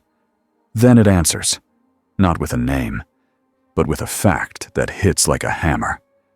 "I am hunger that walks," it says. Deku's stomach twists. He grips the tether. Bakugo grabs on too, still glaring upward like he wants to punch the light itself. Todoroki follows, calm and steady. The tether pulls them down through the pillar, and the bright space falls away. They slam back onto the ground at UA, coughing, shaking, alive. Aizawa appears a minute later, scarf loose, eyes wild with controlled fury. He grabs Deku by the collar, not to hurt him, but to make sure he is real. "You don't move," Aizawa snaps. "You don't run toward the light. You don't—" Deku breathes hard. "I was saving civilians." Aizawa's jaw clenches. He wants to argue. He can't, because that is what heroes do. All Might steps in, hand on Aizawa's arm, grounding him. "He's here," All Might says quietly. "That's what matters." Nezu watches them, face calm but eyes heavy. Above them, the ring structure in the sky remains. It does not collapse. It does not strike. It simply stays, like a mark, like a sign to the whole world that this being can reach down and pick individuals out of their lives. And somewhere in the high sky, The giant's attention lingers on UA a little longer than before. Not because it has decided, because it is still choosing. 17 days pass, but the sky never feels normal again. People still wake up. Kids still brush their teeth. Trains still run when the power allows it. But everyone looks up now, the way people look both ways before crossing a road. UA becomes two places at once. Above ground, it looks like a school that is trying to keep going. Lights are on, doors open and close. Teachers give orders. Students walk in lines. Below ground, it looks like a bunker. Maps cover the walls. Radios never stop. Supplies are counted every morning and every night. There are new signs everywhere. Shelter badge required evacuation group lists. Updated daily meal forms due by 18. The forms become a joke that nobody really laughs at. Ida takes them seriously anyway. He collects signatures like it is a rescue mission. Bakugo calls them paper armor. He tears one in half on day 5 and gets detention, even during the end of the world. Deku keeps filling them out. Not because he likes them, because he keeps thinking, if we keep doing small, normal things, maybe we won't break. His routine changes. He trains in short, careful bursts. He runs rescue drills. He helps move supplies. He checks on younger students when they cry at night. He sits with Eri sometimes, when she is allowed out of her secure room, and he talks about simple things, like cartoons and apples and warm blankets. Eri smiles more than she did before. That makes Deku's chest ache, because he knows adults are still talking about her like a tool when they think nobody is listening. Aizawa sleeps less. His eyes look more red every day. He walks the hall outside Eri's room like a guard who refuses to be replaced. All Might stays near UA, too. He can't fly into the sky. He can't punch the impossible. So he does what only he can do now. He steadies people. He speaks to students who shake. He stands in front of cameras and says, "We are still here." He makes sure that "still here" means something. Hawks becomes the bridge between heroes and politics. He smiles on TV, then comes back to UA and drops the smile like it weighs 10 pounds. Endeavor burns through the upper air every day for an hour, testing the invisible rule again and again. Like if he tries hard enough, the universe will get tired and let him through. It never does. And above all of it, the giant stays. The public still doesn't know its name. The news calls it the Sky Giant, or the World Eater, or the Unknown. But inside UA's crisis room, Nezu refuses those names. He wants the truth, not a headline. On day 17, he finally gets a piece of it. May bursts into the crisis room with a tablet in her hands, hair wild, goggles crooked, eyes shining.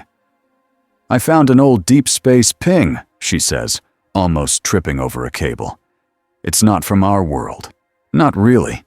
It's like a scar in the signal, like space remembered something."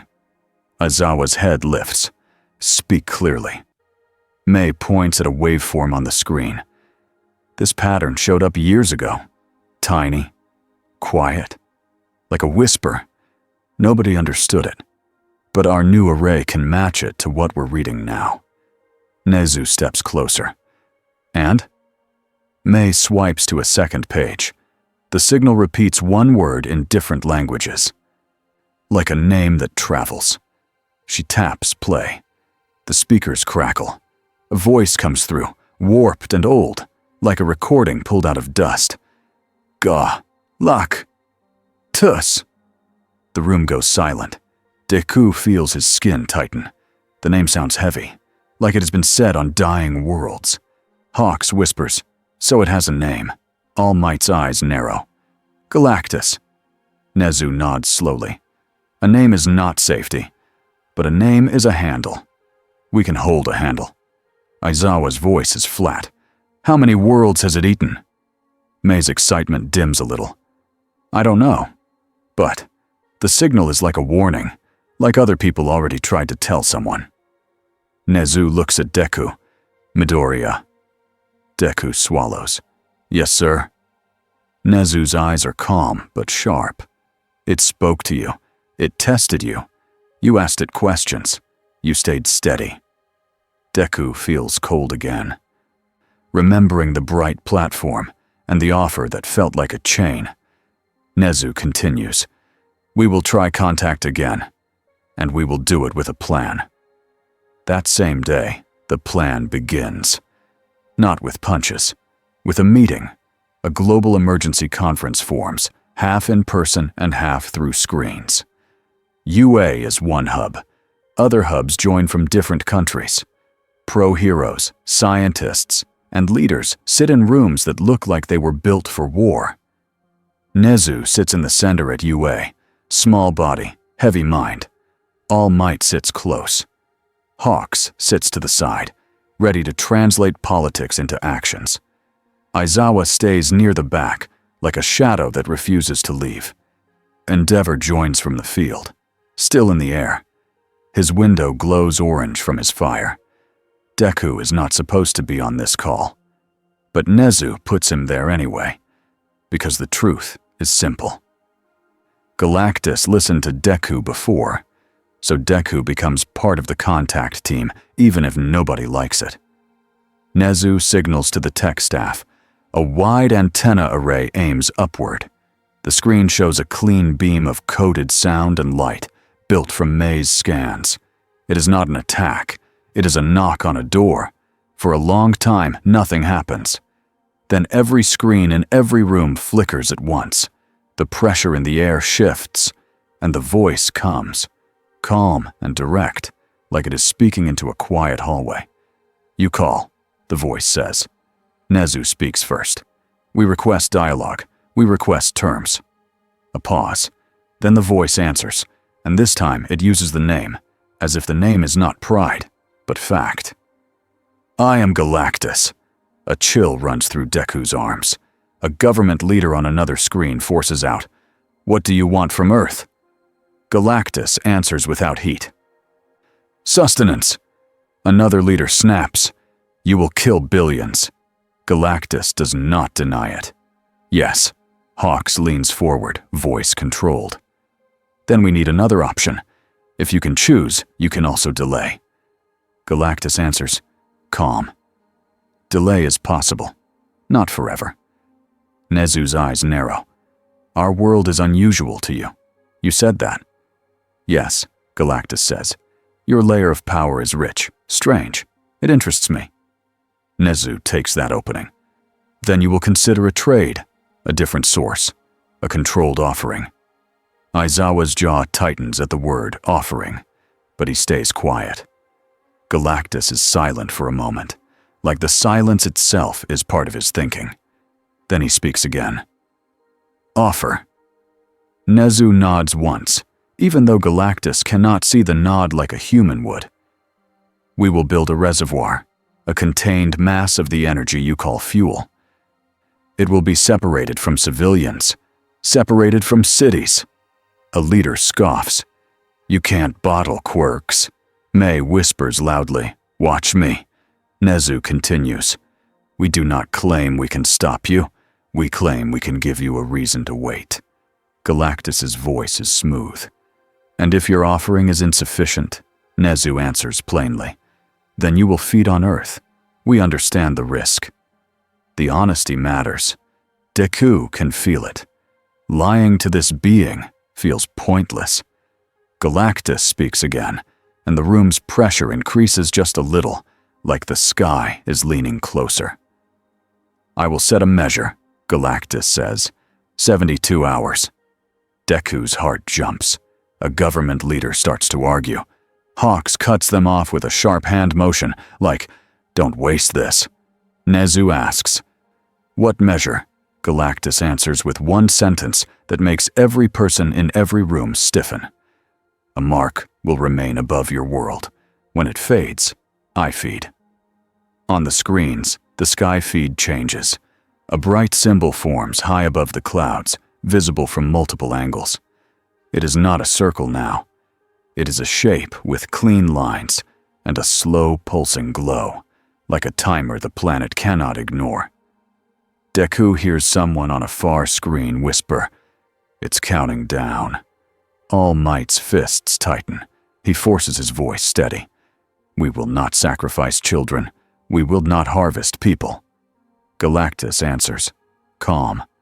"Then you will work quickly." The connection ends, not with a threat, with a schedule. 72 hours becomes the new clock for the whole world.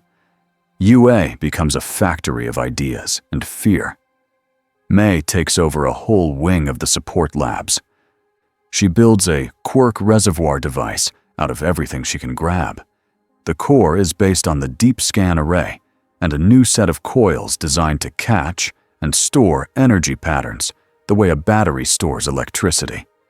"It's not stealing," May says, waving a wrench. "It's collecting what people choose to give, like charging a phone, but the phone is reality." Aizawa's stare could cut steel. "Explain it like a normal person." May huffs. "Fine. People can safely use their quirks in a controlled way. We catch the output. We pack it tight. We launch it away from cities. Galactus eats that instead." Nezu nods. "Good." Hawks speaks fast. "We need volunteers, and we need to keep it orderly." A government official appears on a screen, already sweating. "We need consent forms." Bakugo, standing in the doorway because he refused to stay out, growls. "Oh my!" Aizawa snaps. "Bakugo!" Bakugo shuts up, barely. Nezu says calmly, "Yes, consent forms. Send them." In the next 2 days, heroes do something nobody has ever seen. They set up quirk donation stations. Not everywhere. Not open to the public in a chaotic way. Controlled and guarded. Pro heroes demonstrate safe output. Electric quirk users send power into capture rigs. Fire users heat coils. Wind users spin turbines. Strength users drive mechanical presses. Even small quirks contribute in tiny ways, because May designs the system to accept many types of output patterns. Deku watches one station from a distance, helping with crowd control. A woman steps forward with trembling hands and a tiny light quirk that makes her fingertips glow. "It's not much," she says. A hero volunteer smiles gently. "It's still yours. It still counts." She presses her glowing fingers to a plate. The plate hums and stores the pattern. Deku feels his throat tighten. People are scared, but people are choosing to stand together anyway. That is what a hero society is supposed to be. And still, villains do not rest. On the second night of the 72 hours, Hawks catches a strange signal. Not a normal attack, a quiet movement. A convoy route is altered. A small supply team goes missing. A stolen UA part shows up on a black market relay. Hawk's eyes sharpen. "All for one," Nezu nods. "He will try to hijack the reservoir." Aizawa's voice turns cold. "He will try to turn it into bait." All Might's face tightens. "Or a crown." They don't have time to chase every rumor, but they also can't ignore it. So they split the plan into 2 teams. One team keeps building and charging the reservoir. The other team sets a trap. They move the nearly finished reservoir core to a launch site away from UA, on a secured coastline facility used for satellites. It is guarded by pro heroes and government forces. Cameras cover every angle. Deku is sent with the guard team, and he hates it because he wants to be everywhere at once. Bakugo is there too, because nobody can stop him, and also because he is one of the best fighters they have. Todoroki comes, calm and steady, because he can control the battlefield with ice and fire. Aizawa comes, because he refuses to let students stand alone. Endeavor patrols the sky above the site, angry and ready. Hawks circles high, eyes scanning for the smallest sign of a warp. The reservoir sits on a heavy launch platform. surrounded by cables and cooling rigs. It looks like a giant metal heart. May stands beside it with a helmet on, hands black with grease. "Don't touch my baby," she warns every soldier who walks by. A soldier mutters, "Lady, we're trying to save the world." May snaps, "So am I." The night is quiet for 10 minutes. Then the air turns cold.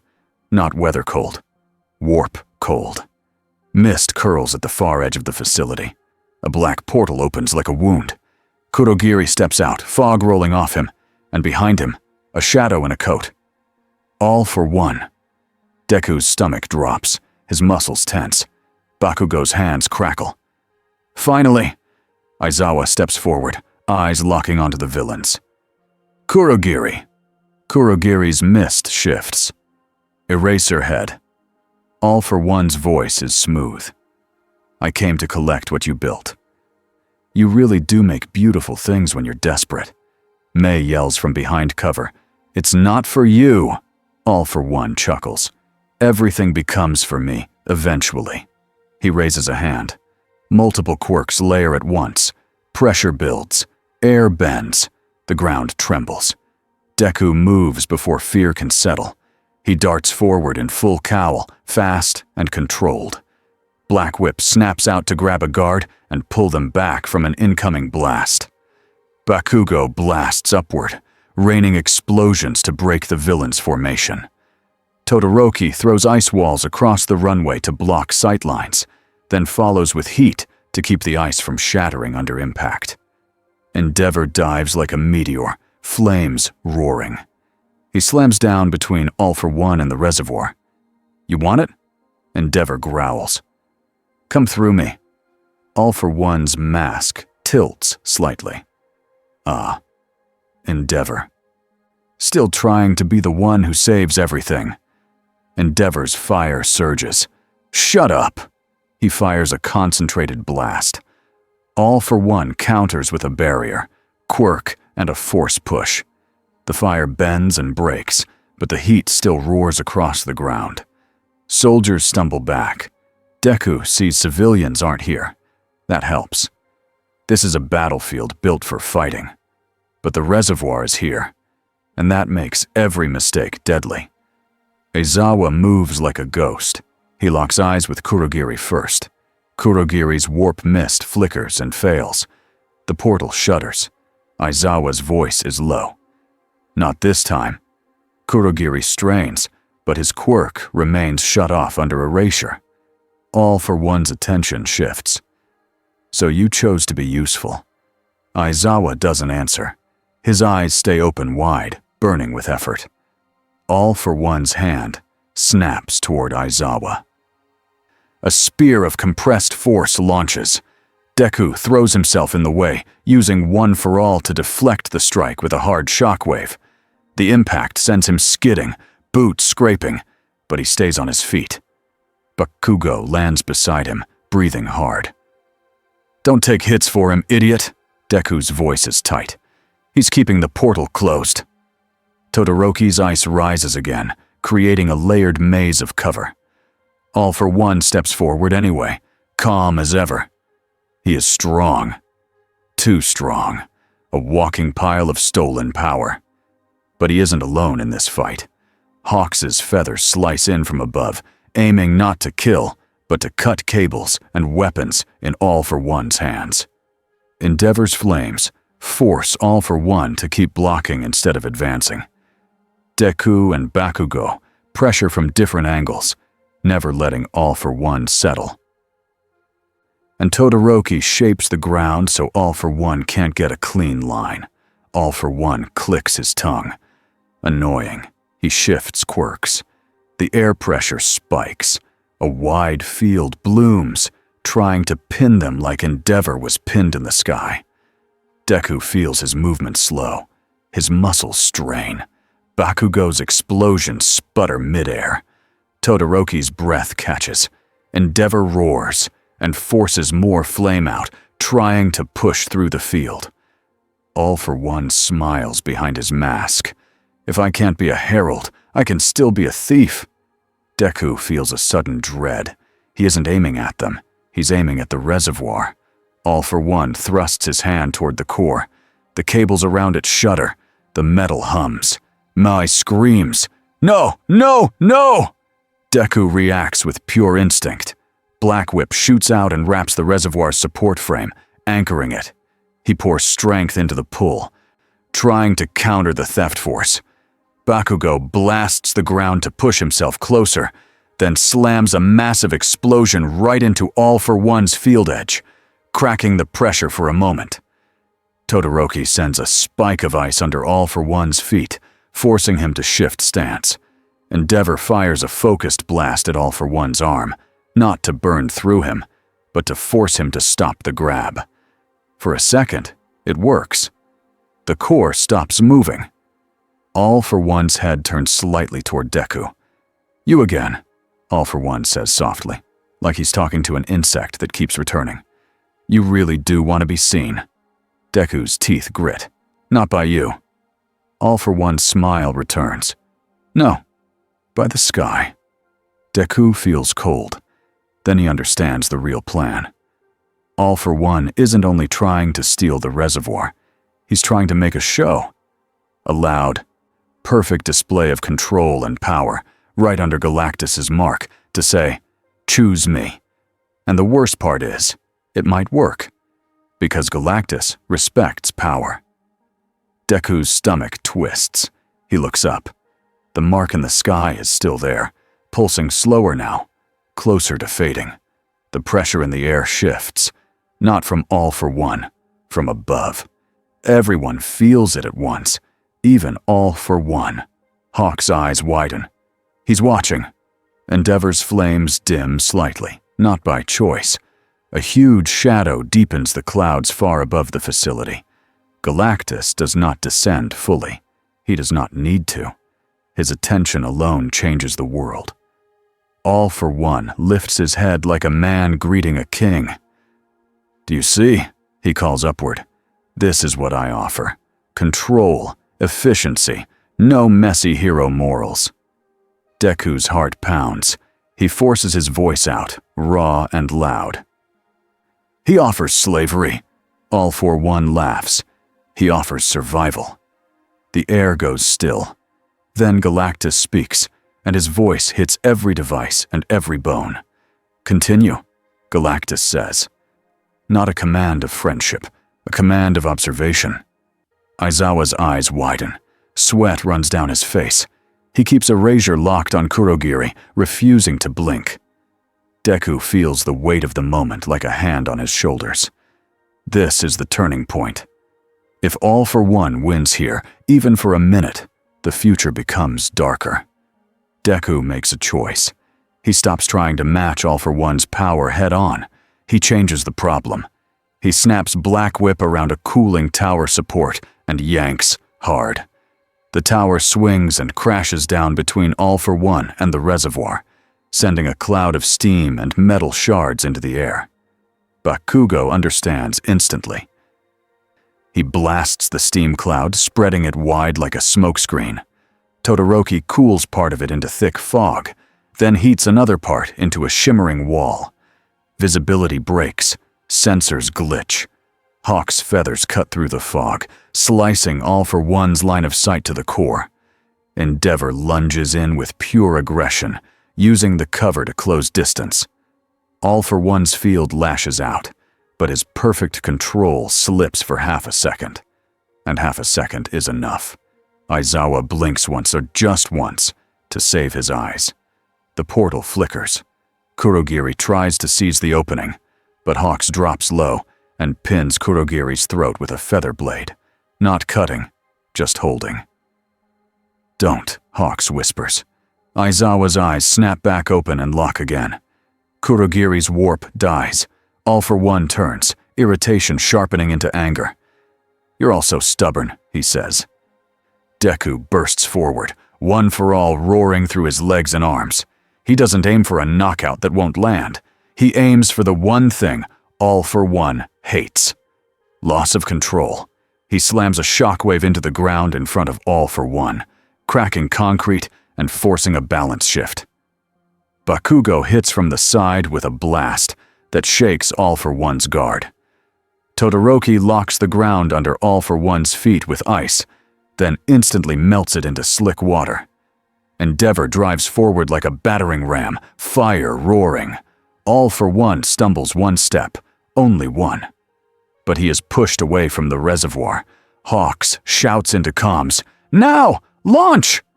May, hands shaking, slams a lever. The launch platform ignites.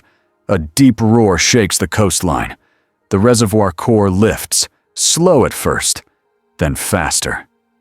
Riding a rocket that climbs toward the mark in the sky.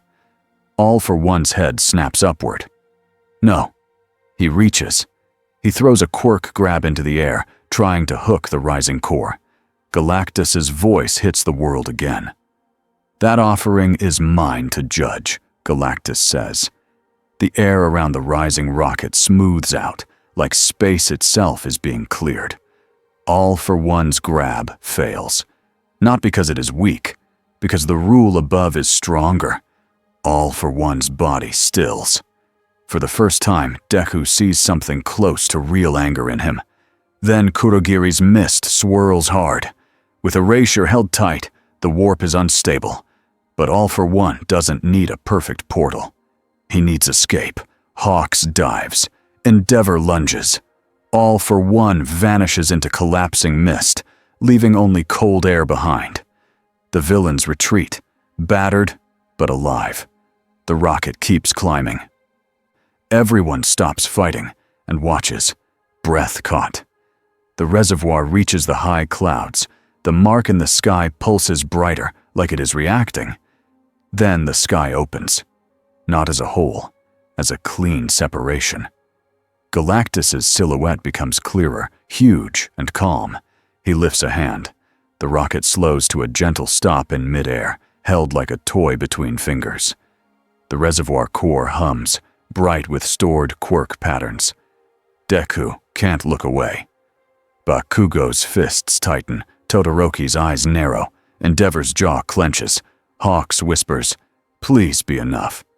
Galactus does not smile. He does not show joy. He simply feeds. Light streams from the reservoir into him in long, steady lines. The air hums. The clouds spread in perfect rings again. The pressure field tightens, and then relaxes, like the world is letting go of a breath it held for days. On the ground, hospital monitors stop spiking.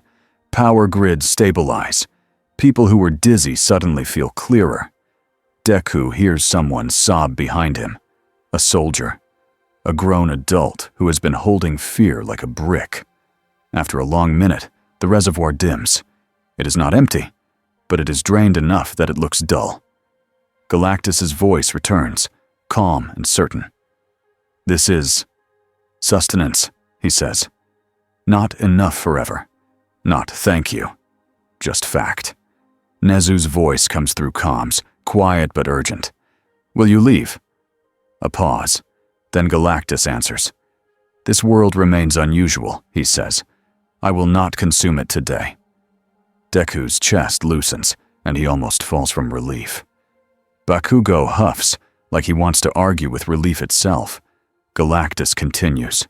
"Hunger returns. It always returns. When it does, I will remember." The mark in the sky begins to fade, slow and steady, like a timer turning off. Deku forces his voice out. "Wait."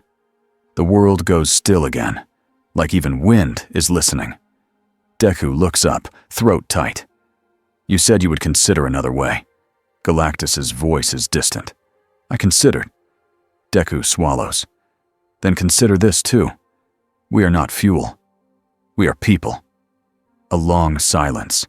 Then Galactus speaks one last time, and the words land in Deku's chest like weight. "People," Galactus says, "are often what fuel becomes." Then softer, almost like a thin thread of thought. "Yet, you endure." The sky brightens. The pressure eases. Galactus turns away, not by moving through air like a plane, but by shifting his place in the sky like distance is a choice. His shadow pulls back. Clouds close. The sun looks normal again. For the first time in weeks, the world has an empty sky. But it does not feel safe.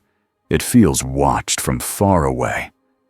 On the coastline, pro-heroes stand in silence.